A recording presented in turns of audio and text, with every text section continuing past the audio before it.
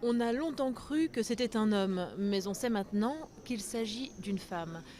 Notre ancêtre, ce squelette d'Homo sapiens, découvert au XIXe siècle, est une des pièces maîtresses du nouveau musée de l'homme à Paris.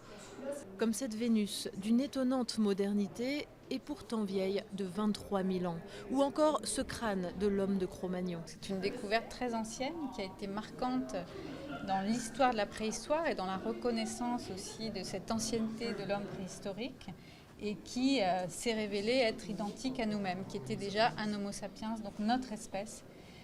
C'est donc un fossile original. Là, on permet au public d'être face directement à un original avec toute l'émotion que ça peut susciter. De l'émotion et beaucoup de questions. Qui sommes-nous? D'où venons-nous? Où allons-nous?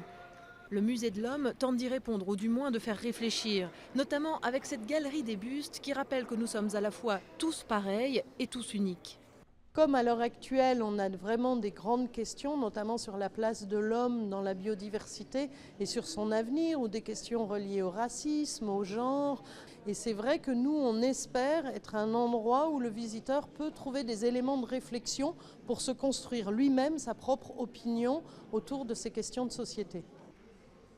6 ans de travaux et 92 millions d'euros, c'est ce qu'il aura fallu pour redonner vie à ce musée des années 30, une institution qui retrouve sa place d'origine dans le palais de Chaillot, où les Homo sapiens du monde entier n'ont pas fini de venir cogiter.